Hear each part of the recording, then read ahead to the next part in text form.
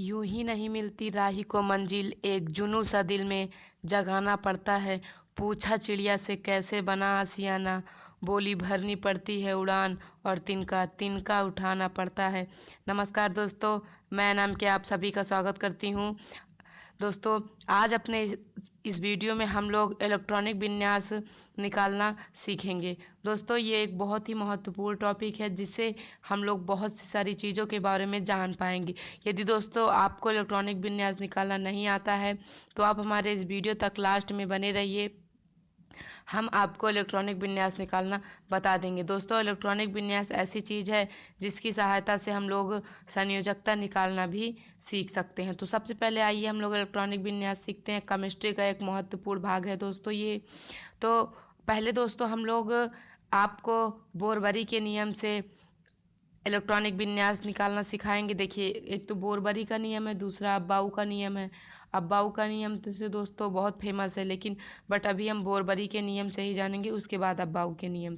तो देखिए, बोरबरी के नियम का दोस्तों जो इलेक्ट्रॉनिक विन्यास होता है वो 1 से लेकर 20 तक तो ठीक रहता है, बाकी 20 से 30 के बाद उनका इलेक्ट्रॉनिक विन्यास का तरीका बदलता चला जाता है। उसके लिए आपको अलग अलग नियम पढ़ने पड़ेंगे। और जो अब्बाऊ के हैं वो पूरे एक ही नियम पे होते हैं। यदि आप एक बार नियम पढ़ लेंगे तो चाहे जिसका 118 तत्वों में चाहे जिस तत्व का आप इलेक्ट्रॉनिक विन्यास कर लीजिए, सबका वही आएगा। और हाँ दोस्तों, हमने इससे पहले की वीडियो में आपको सभी तत्वों के नाम बताए हैं। हम आपको आई बटन पे लिंक दे देंगे, आप देख लीजिएगा सभी तत्वों के नाम। तो आइए हम अपने इस वीडियो को शुरू करते हैं। सबसे पहले आपको हम इलेक्ट्रॉनिक विन्यास बताएंगे। तो चलिए देखिए इलेक्ट्रॉनिक विन्यास हम करते कैसे। दोस्तों, सबसे पहले तो इलेक्ट्रॉनिक विन्यास करने के लिए देखिए, वैसे अभी हम केवल एक तत्व का नाम लेते हैं। किसका लेते हैं? चलिए हम नियॉन लेते हैं। क्या लेते हैं? नियॉन। परमाणु क्रमांक दोस्तों 10 होता है। देखिए, आपको इलेक्ट्रॉनिक विन्यास निकालने के लिए अभी हम केवल आपको इसमें 1 से लेके 20 तक ही बताएंगे। तो 1 से लेके 20 तक तो जैसे hydrogen, helium, lithium, beryllium, boron, carbon, nitrogen, oxygen, fluorine, neon, sodium, magnesium, potassium, इन सब, सोडियम, मैग्नीशियम, एल्युमिनियम, इन सभी का दोस्तों आपको परमाणु क्रमांक याद होना चाहिए, क्योंकि दोस्तों जो इलेक्ट्रॉनिक विन्यास होता है वो पूरा का पूरा परमाणु क्रमांक पे ही बेस्ड होता है। ठीक है, तो ध्यान रहे कि जब हम लोग इलेक्ट्रॉनिक विन्यास करते हैं तो किसकी ज़रूरत होती है? परमाणु क्रमांक की। और जब हम लोग अणु भार निकालते हैं तो परमाणु भार की ज़रूरत होती है। ठीक है, हम अपने अगले वीडियो में आपको अणुभार निकालना भी बता देंगे। फिलहाल अभी हम लोग इलेक्ट्रॉनिक विन्यास करते हैं। तो हम जानते हैं नियॉन का परमाणु क्रमांक कितना होता है? 10 होता है। ये 10वें नंबर पे आता है। आप प्रेडिक्ट टेबल उठा के देख लीजिए, ये किस नंबर पे है? 10वें नंबर पे। तो दोस्तों हमें इसका क्या करना है? इलेक्ट्रॉनिक विन्यास करना है।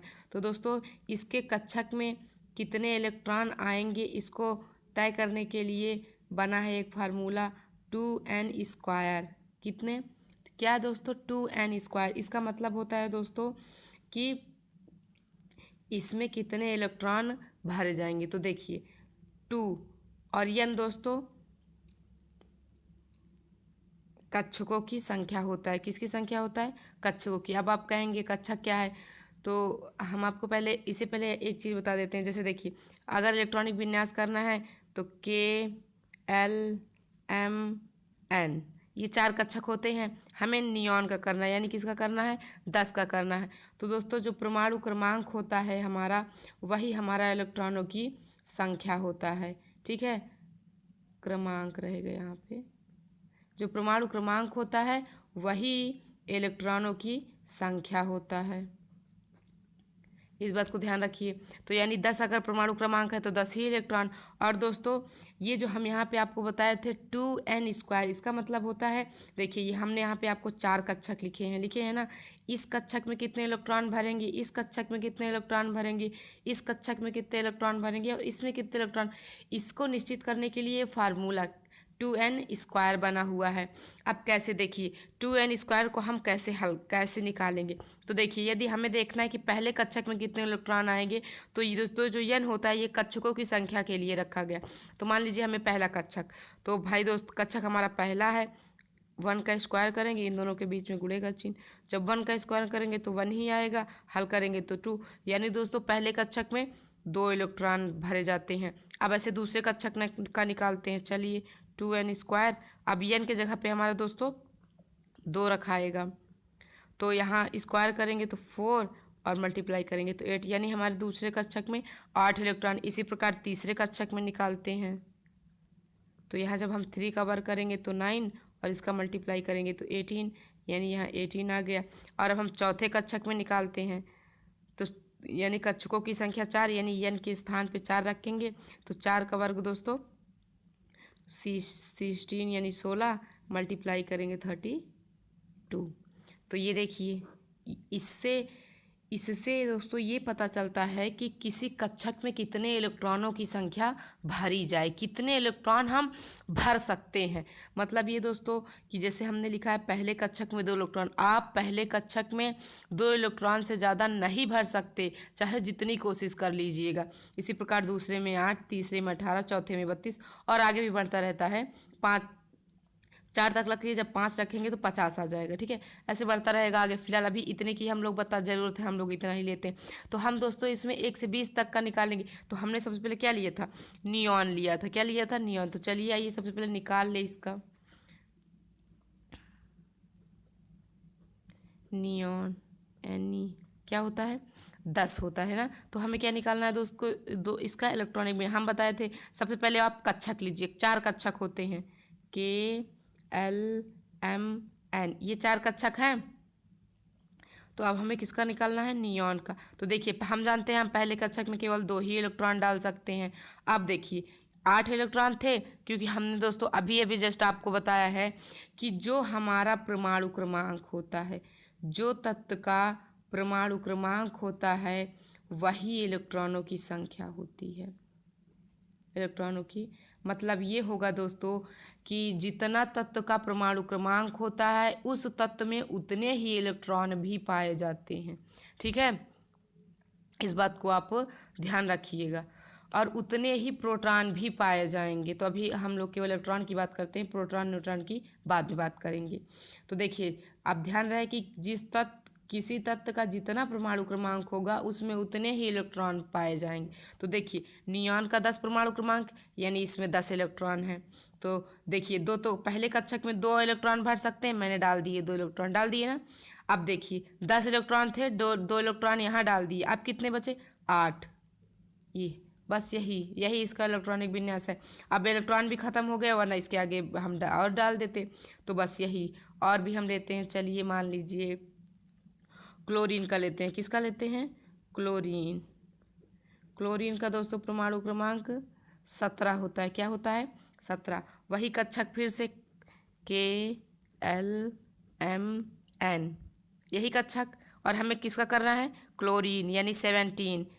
और तो हमने अभी आपको बताया जितने परमाणु क्रमांक उतने इलेक्ट्रॉनों की संख्या।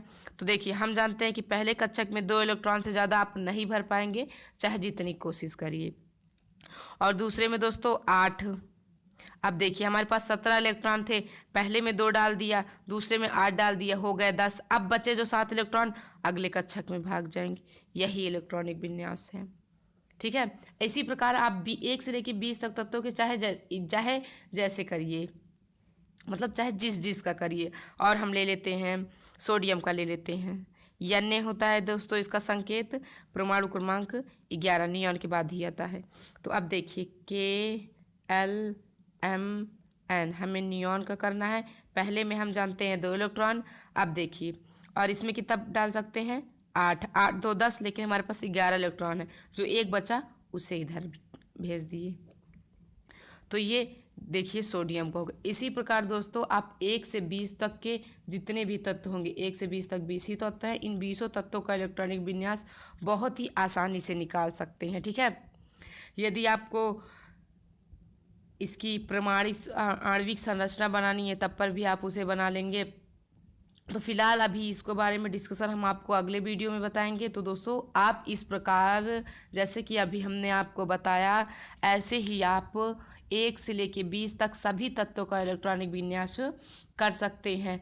और दोस्तों यदि आपको ना समझ में आया हो तो आप कमेंट करिए, हम आपको फिर से बताने की कोशिश करेंगे। उम्मीद रहे कि हमारे अगला वीडियो आपको हम बताएं कि 20 से 30 तक के तत्वों का इलेक्ट्रॉनिक विन्यास कैसे करेंगे। ठीक है दोस्तों, फिर सीरीज ऐसे केमिस्ट्री की आगे बढ़ती रहेगी, आप बेफिक्र रहिए।